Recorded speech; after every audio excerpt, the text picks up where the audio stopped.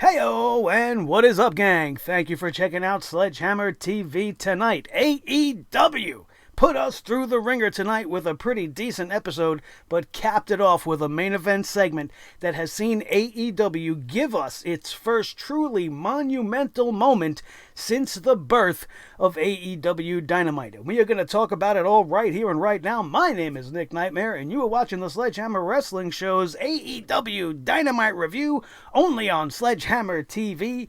Let's do it.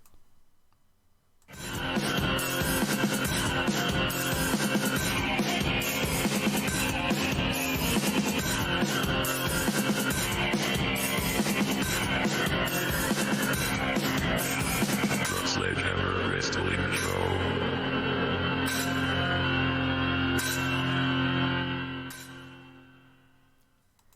I've been watching professional wrestling for almost 40 years now, and I can tell you definitively that sometimes the most important things that happen in this industry are not happening in a match or in a main event fight or at a pay-per-view. Sometimes wrestling is all about the moments.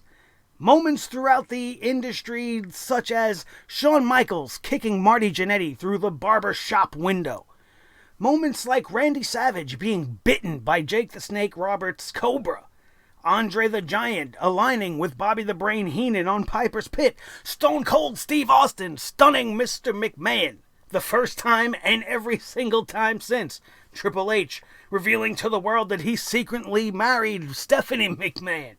More recently, we have Randy Orton reigning on the parade as Edge makes a triumphant return, almost taking him out on day one.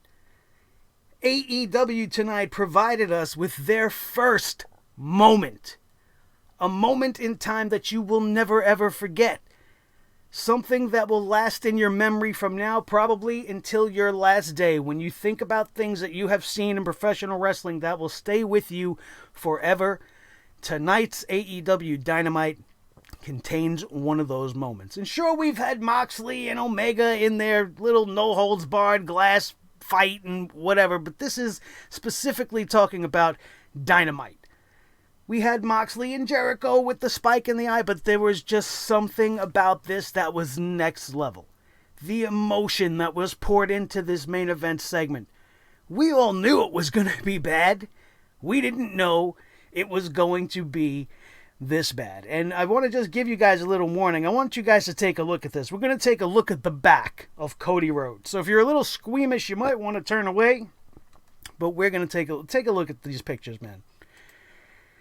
On the left, you see the immediate results of last night's lashing on Cody Rhodes. This was following the main event. On the right, you see how he looked just a few hours ago, earlier today, as Brandy Rhodes tweeted this picture telling us that Cody is indeed doing well. I don't know how anybody whose back looks like that can be doing well.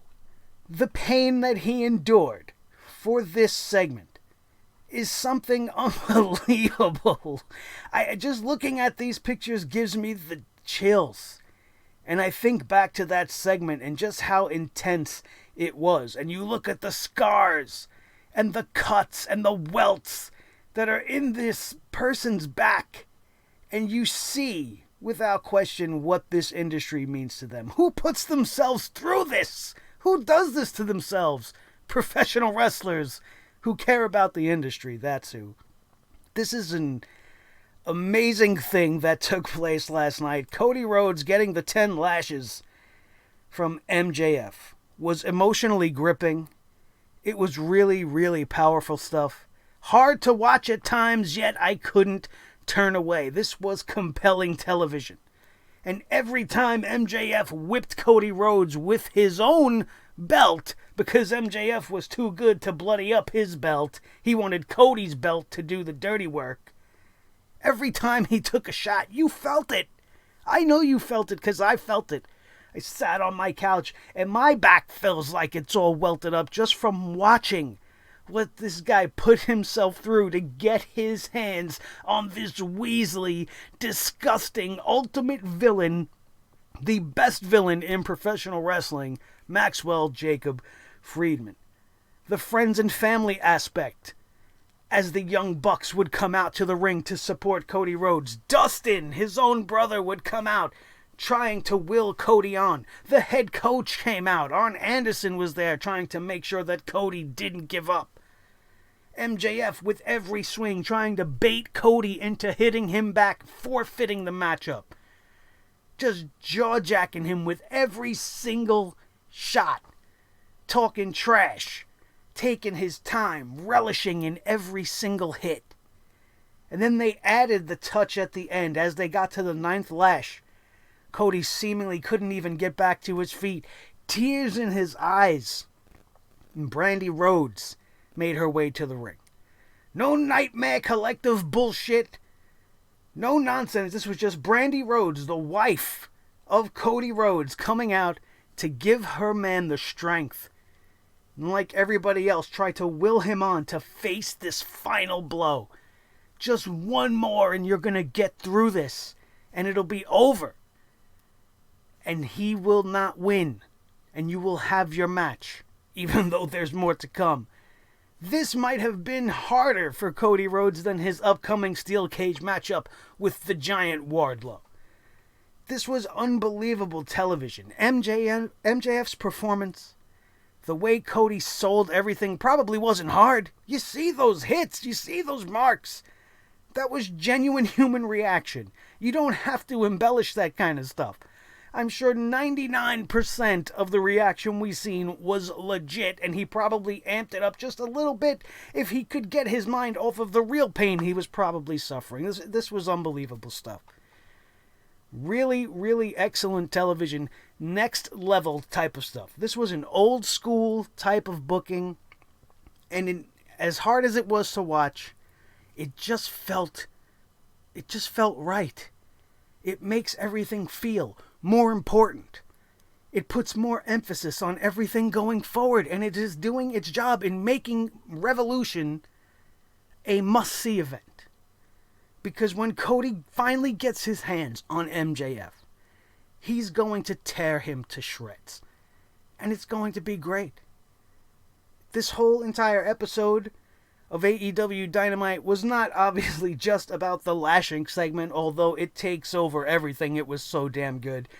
The entirety of the episode was pretty good, and AEW's got their heads on straight, seemingly, and two things that I learned tonight is that they are doing everything they can possibly do to get you interested in watching Revolution, which is working on this guy, and secondly, they are listening to the fans. They are definitely listening to the fans. While there are still some aspects of this show that need a lot of work, like the Dark Order element and some of the other underlying storylines that aren't coming across, and the women's division most specifically, there is a lot of good going on in AEW. There is a lot of things moving forward in a positive direction, and they are doing away with things like the Nightmare Collective. I don't watch AEW Dark, but I found out that they've written Awesome Kong off of TV on an episode of AEW Dark, leaving Mel and Dr. Luther all by themselves, I guess, as Brandi Rhodes, as we've seen tonight, is not doing anything with the Nightmare Collective. We haven't seen the Nightmare Collective on TV in weeks, which is a great thing, since it's not what the fans wanted. It was widely considered one of the worst angles on the show, and they're doing away with it. They're hearing that criticism and they're going, you know what, this isn't that important. Let's go a different direction with it. Kong has to go film Glow anyway. She's going to be away for a while.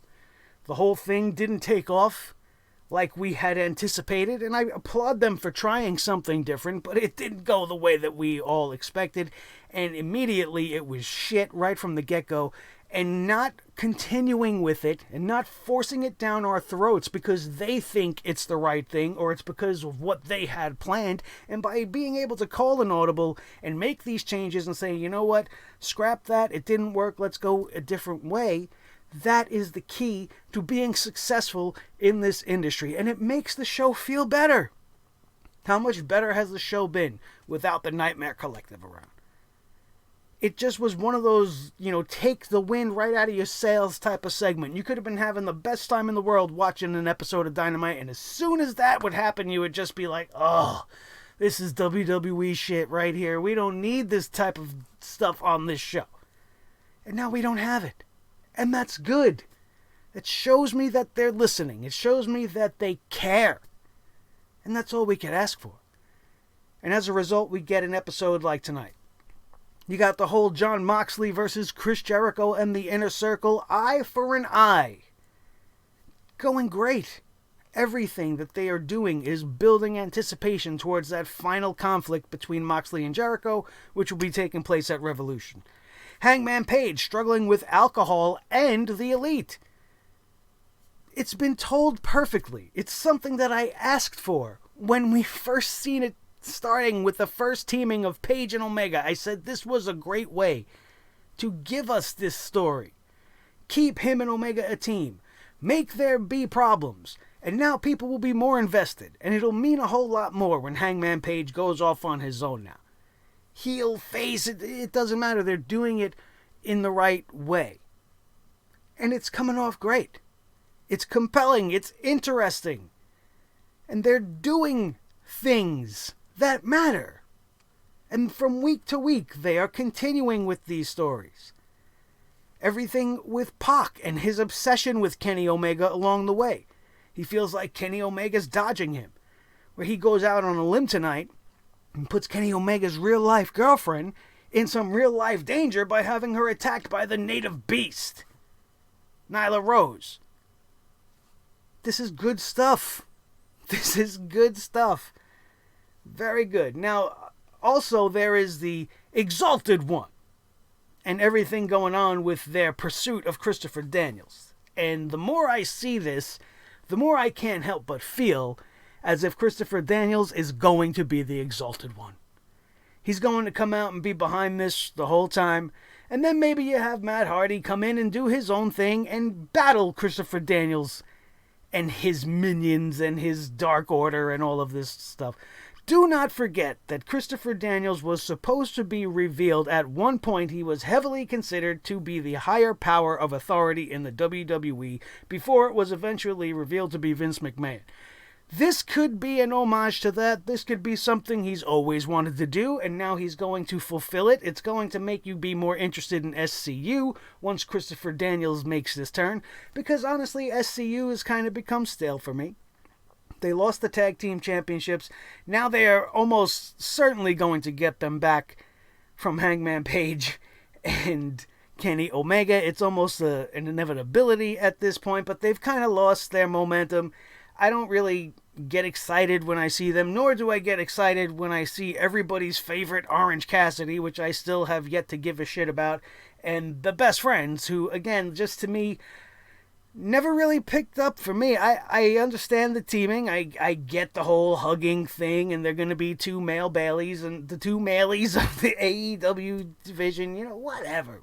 You know, it is what it is. It's just not, as teams, they don't really connect with me right now. And that might just be my personal taste. I'm sure some of you guys disagree with that, and that's fine. We're allowed to disagree here. It's probably just comes down to the way I like to see my tag teams, and it's just something about these two teams that don't connect with me. Maybe that will change in the future. It's not about their in-ring ability. These guys are fantastic in the ring. The match was fine, but I'm much more interested in where they're going with the Exalted One. While I don't really care for Evil Uno and Stu Beans Grayson and what's going on with the minions of the Dark Order, all of that can fall to the wayside. I just want to know who the Exalted One is.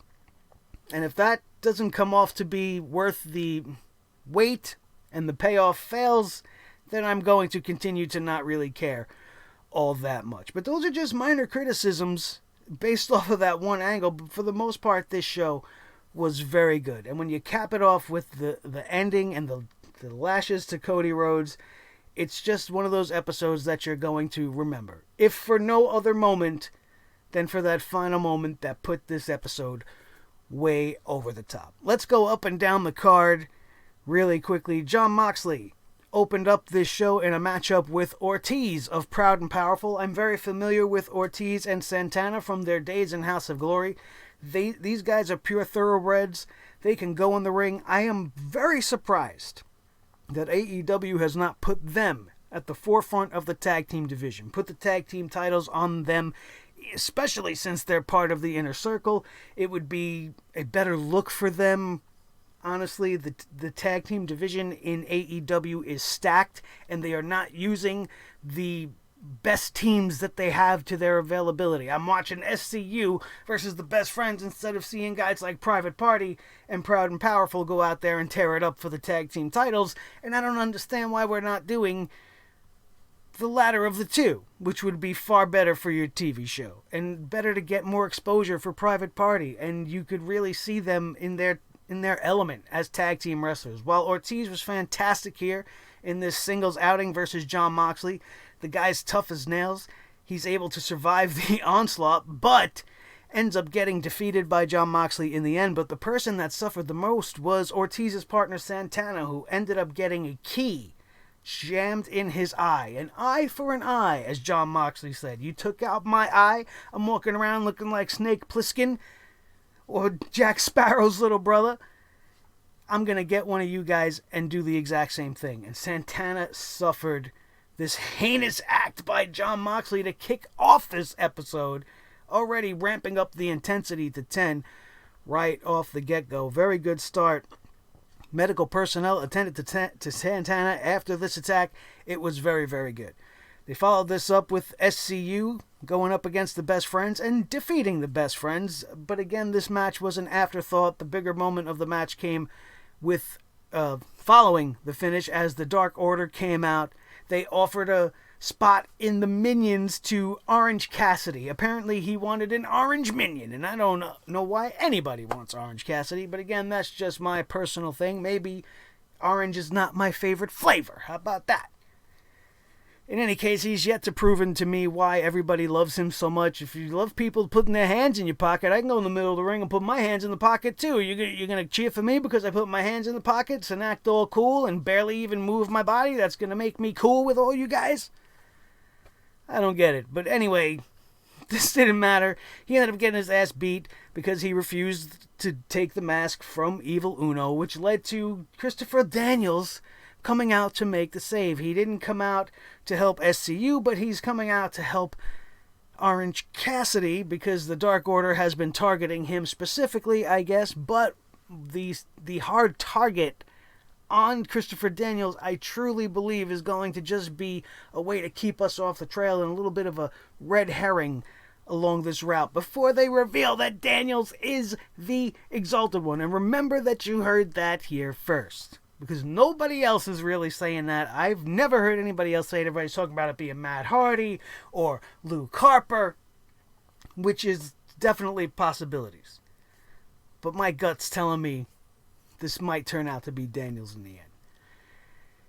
After this, we had Yuka Sakazaki defeating Britt Baker, and I don't really care.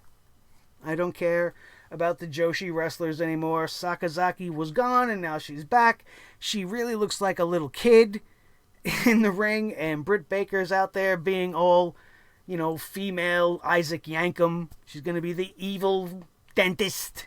She's going to do stuff and hurt people's teeth, which I guess makes sense. Britt Baker loses this matchup and then follows it up with a curb stomp on the ropes. She set little Yuka's teeth on the ropes and did a little curb stomp, which was pretty nasty looking, I guess. But, they're doing the right thing here. I just personally don't care. I have no reason to care. But I can see that they're trying to take the mentality of a guy like me who's not really feeling Britt Baker right now and trying to get us to hate her. Making her a heel was probably a good decision. Keeping her off the mic is probably the best decision. Just make her keep going out and doing segments like this, and it'll probably get over like gangbusters in the end. But right now, I don't care. Maybe if she starts doing things like this to girls that are more worth our time, like a Chris Statlander or something like that, it'll get interesting. But for the most part, this was okay. They're trying. They're trying to fix the women's division, but I think you would get more of a reaction if you focused it around a women's champion who was there to do more than just get jumped on rare occasion. And sure, she's out there doing her thing in Japan and in Shimmer and all these other things that she's got to go do, but you're the AEW champion. This is a new company that's trying to get off the ground. You should be there doing your thing.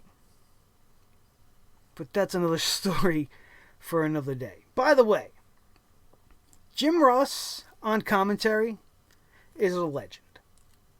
But in recent weeks, I feel like Jim Ross just doesn't get it. Like, I don't know if maybe, his capacity to remember things maybe is a little bit less than it used to be, and maybe that's why he's, misremembering so many names on such a frequent basis. Or maybe he just doesn't really care. I feel like when I'm listening to JR, there are certain times where I feel like he just doesn't like what he's seeing. Like he's got that old school wrestling mind, so when he sees certain things that he just doesn't like, he doesn't feel the need to really put it over or really have excitement in his voice. He's failing to call maneuvers the way he used to. There's just something kind of odd going on with JR. It's nowhere near as bad as what we're dealing with Jerry the King Lawler on Monday Night Raw, but there's just something off about JR. I don't know how you fix it. I mean, it's great to hear him open up the show, and it's great to hear his voice alongside Shivani. And Shivani's great. He doesn't irritate me. It feels natural since I've listened to him for years on WCW. Excalibur is actually very, very good. I miss hearing Taz. I think Taz was a great fit, and I wish they would bring him back on a more permanent basis. Maybe switch him off with JR, like they used to do in WCW. Give the first hour to Taz and give the second hour to JR. Shake something up in the commentary, because as much as I respect JR, and I want to continue to respect JR, he's just not really... I feel like he's not really there. Let me know if you think that's true or not, if you agree with me or not. They followed us up with an 8-man tag team matchup. The Butcher and the Blade teamed up with the Lucha Brothers to take on the Young Bucks, Kenny Omega, and Hangman Page, the Elite. This match was great. This match was really fun.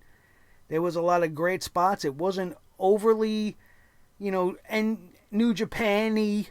You know how I complain about it being just all super kicks and all V-triggers and this and that. There was a nice amount of offense here. There was a tremendous sequence at the end where everybody was just bouncing off of one another. There were reversals after reversals. It was so much to keep up with. Great match. If you missed it, go watch this 8-man tag, because I'm watching this thinking there's no way the Elite's going to lose, right? Because they've been back on this winning streak. They're trying to make themselves look like main event stars, so they have to continue winning. And I thought they would easily bury the Butcher and the Blade, because it feels like that's what they've been doing anyway. And the Lucha Brothers are the Lucha Brothers. They're not going to suffer much by losing, especially if they don't take the pinfall in the scenario. However, they surprised me by doing the right thing here. And they gave a much-needed win to the Butcher and the Blade, because they have not really done much winning and don't feel so much like a threat as they did when they immediately arrived and attacked Cody Rhodes. They've just felt like a Viking Raiders walking around. They're just, okay, it's this big scary tag team, and they don't win, but they're here. But tonight, this was good. They got the best of the Elite. Hangman Page ended up being the reason for the loss, which got everybody else in the Elite all hot and bothered. And it continues to build tension between Hangman and the Elite, leading towards Revolution, which you almost can guarantee that there's going to be something huge that's going to go down. We also know there's going to be a tag team championship matchup. I believe it's next week or in 2 weeks on Dynamite, where SCU is going to get a rematch against the champions here. And there's also going to be a tag team battle royal to determine the number 1 contenders for the tag team championships at Revolution. So there's a lot of stuff going on in this one little angle right here, and it's all very interesting. Seeing the argument post-match between Hangman and the Bucks, and Kenny Omega still trying to play peacemaker between the two. Hangman Page is leaving them all high and dry, going out into the crowd to drink beers with the fans. It's great. It's all very well done. It's going to get better exposure for Hangman. It's getting people more familiar with everybody. I think the real problem here with this whole story, if there is a problem with it, is that they're not telling us enough. And I think they rely on the fact that they have Being the Elite on YouTube and think that everybody's just going to go and watch that. And they believe that if you watch AEW, you're going to watch AEW Dark, and it's just not the case. And when you're telling key components of a story on other platforms that are not your main platform now, this is where you should be telling the bulk of the story. And, I don't have time to be going and watching Being the Elite and AEW Dark just to find out what really is going on with Hangman, or to dig a little bit deeper into the reasons behind some of the things that we got going on. So if they would move some of those things to the main show, I think it would help a lot of fans that are very much like myself, that aren't very familiar with these guys, that are coming in with eyes and are enjoying the wrestling. But when you get the moments right and you get the storytelling right, it brings everything to a whole nother level, and it's going to be even better. So if they could move some of that stuff that they keep putting on YouTube to the show on TNT, it's only going to make things better. And it's much more worth my time seeing that than seeing SCU versus the Best Friends, just so that everybody can cheer for Orange Cassidy. Or much more worth my time than seeing Kip Sabian and Joey Janela fighting apparently over Penelope Ford, but not really. I'm not too sure what's going on there. Bad boy Joey Janela suffering a loss to Kip Sabian in the matchup after this 8-man tag. But this was really great, man. This was great. But they followed the 8-man tag with an interview with Tony Schiavone in the ring with Kenny Omega, and then Pac came up on the screen. And Pac, as we already made mention, had Rio backstage with him. He accused Kenny Omega of ruining everything because they were supposed to have a contract signing. And he said clearly Kenny Omega doesn't care about Michael Nakazawa. He beat the hell out of Michael Nakazawa twice, and Kenny Omega has left him for dead. But Pac says we'll find out how much Kenny Omega cares about precious little Riho. He said it, but he's not a beast. He would never do anything to a woman. And then he had Nyla Rose come in and attack her instead. Now, again, one of the things that may have made this more effective is if somewhere along the lines on this show you told the general viewing audience that Kenny Omega and Rio are actually a thing in real life. Some people might be looking at this like, well, why the hell would Kenny Omega give a shit that this guy beat up Rio? Because she's a tiny girl? Because she's the AEW champion and he's he's one of the owners or whatever, he's friends with the owners? What is his investment with Rio? Why does that mean anything? If you would tell us these things and address these situations on the main show before pulling off segments like this, they would mean a whole lot more. Not to say that this was a bad segment, not to say that this segment didn't mean anything, it just would have had so much more weight to it. If the general public and most people watching were at least somewhat aware of their involvement on Dynamite, not on Being the Elite or any other little, social media thing they want to do. Tell people why that's important. That's the only thing they need to do. If they could iron out that one little wrinkle in their storytelling, this show would definitely be miles better than what it is. And if it's already good and it would be miles better, that would make it great. So what would be the problem with tweaking these few minor little things? Tell us more. Tell us more. Sometimes it's more important than wrestling matches. Especially wrestling matches like Kip Sabian and Joey Janela. Like we said, was the follow-up match. It wasn't a bad matchup. I just don't have any reason to care about either one of these guys. They have a personal grudge against each other based off of the woman that's involved here. And again, not a lot of that story is being told to us on the main show, so I don't really give too much of a shit about it. We have now seen Joey Janela lose in the first encounter between the two. Obviously, this is only the beginning for this feud, and it's going to continue on. Penelope Ford will probably play some part in this going forward. Maybe Joey Janela will get a new girlfriend and we'll end up having 2-on-2s or whatever. I don't know what's down the road for this. I really don't have much reason to care. Some of you guys are probably big Joey Janela fans and love every minute of it. Some of you guys may be more familiar with Kip Sabian and love him, and you probably loved this matchup. Again, it's a personal taste thing. if I have no reason to be really invested in it, and you haven't showed me why it's important and why these guys keep hitting each other in the balls, there's no reason for me to keep seeing it over and over and over again. But that's just me. And again, I liked this show. And that was a good match. But there's just nothing really going on here. And where do they go from here? Kip Sabian beat Joey Janela. Great. Where do we go from here? Backstage, Chris Jericho was with the Inner Circle, where we see some of the resulting effects of Santana's eye from the opening segment after he was stabbed with the key to that blue Lamborghini. And it was very intense.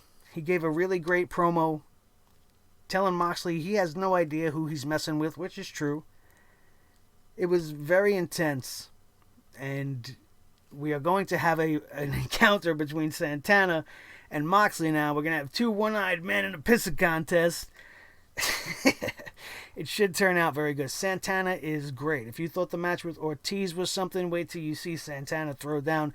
Not that he's the better of the two, but this now takes a whole new element. He's going to be coming out for revenge when he wants to get his hands on Moxley. Next week, Santana promised an eye for an eye, so he's got his sights set on the number one contender, and this story is far, far from over. We also go backstage to the Young Bucks confronting Hangman Page. They want to know what the hell happened out there. What's your problem? Then they kind of made light of the fact that they know what his problem is and, insinuating that he's a drunk now and it's alcohol. He said if he keeps going down this road, he's probably going to end up losing the tag team titles next week. And then the Bucks would leave. Hangman Page would drink from a pitcher of beer. And now you're hinting to me that that's indeed what's going to happen.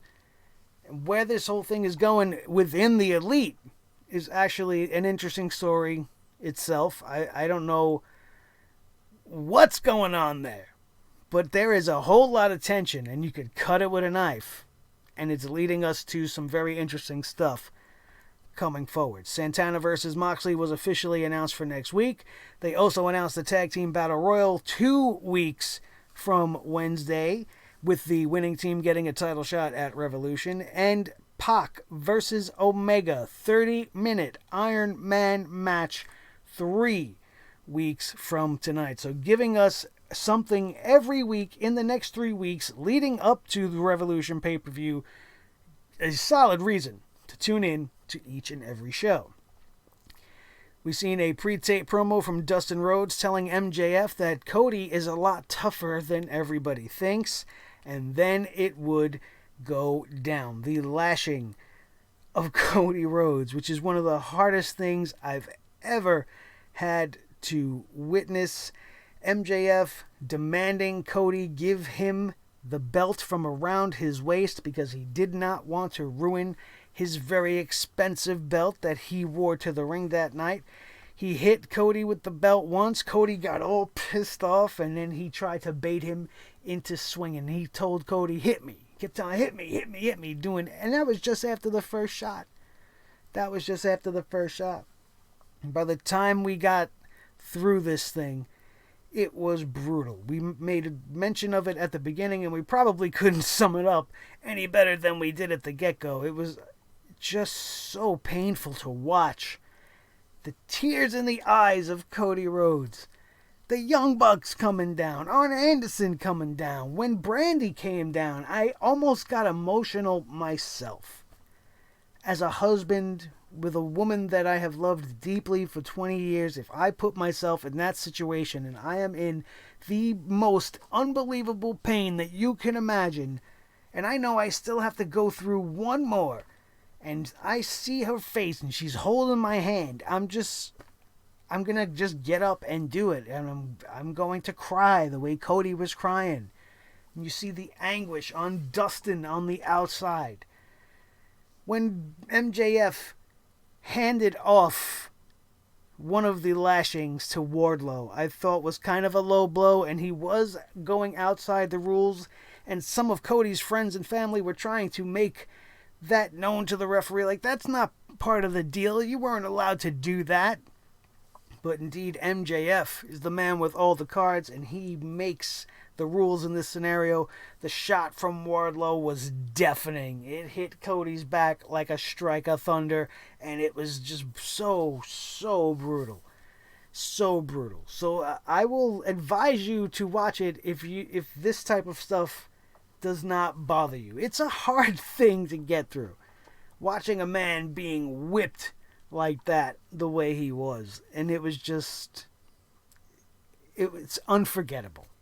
It's an unforgettable moment. It's one of the reasons why you watch wrestling. And it adds a whole new level to everything that still has yet to come. This was an excellent old school style angle. And it was just great.